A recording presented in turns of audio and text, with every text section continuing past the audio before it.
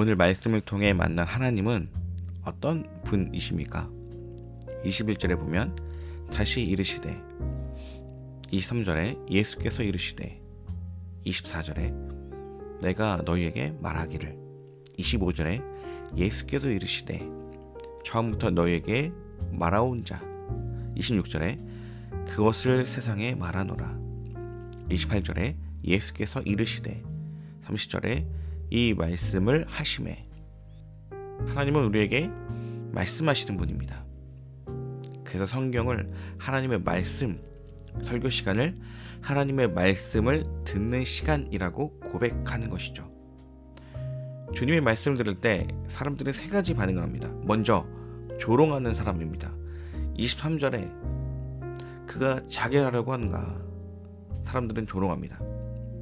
고린도전서 1장 18절에 보게 되면 멸망하는 자들에게는 미라는 것이요 구원을 받는 우리에게는 하나님의 능력이라.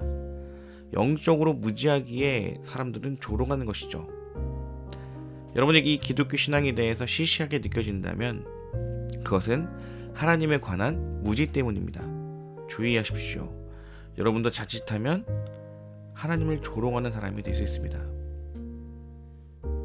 두 번째는 질문하는 사람입니다. 본문을 보면 그들은 말씀을 듣고 질문합니다. 그들이 질문하는 이유는 27절에 깨닫지 못하기 때문입니다. 하나님의 말씀을 깨닫지 못한다는 것은 당연합니다. 우리가 전능하신 하나님을 어떻게 전적으로 다 이해할 수 있겠습니까? 우리는 평생 공부를 해도 이 비트겐슈타인의 그 철학을 완벽하게 이해하기는 어려울 것입니다. 하물며 하나님의 말씀을 쉽게 이해할 수 있다고 생각하십니까?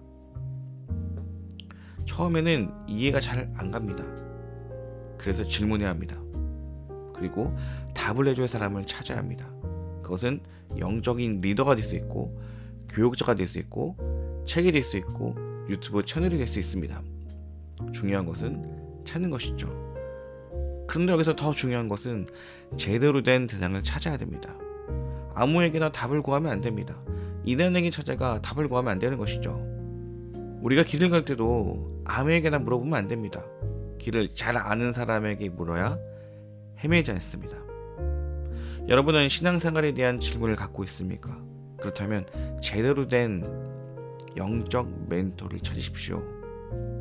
마지막으로는 듣고 믿는 사람입니다. 오늘 본문을 보면 많은 사람이 믿더라 라고 끝납니다. 주님의 말씀을 듣고 조롱하는 사람과 믿는 사람의 차이점은 무엇이겠습니까? 그것은 듣고 질문하는 것이죠. 우리 주변에 기독교에 대해서, 우리 믿음에 대해서 비판적인 사람, 질문하는 사람들이 있습니까? 그렇다면 그는 적어도 기독교에 관한 관심이 있는 사람입니다. 관심이 있으니 비판하고 질문하는 것이죠.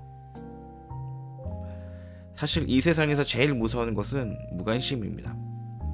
이 세대가 어려운 이유는 사람들이 더 이상 기독교에 대해 비판하지 않는 것이죠.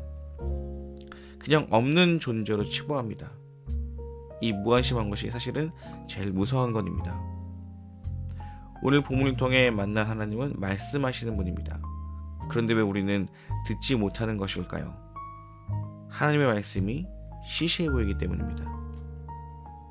부모는 아이들에게 단 것을 최대한 늦게 주고 싶어 합니다. 왜냐하면 밥을 잘 안 먹기 때문이죠.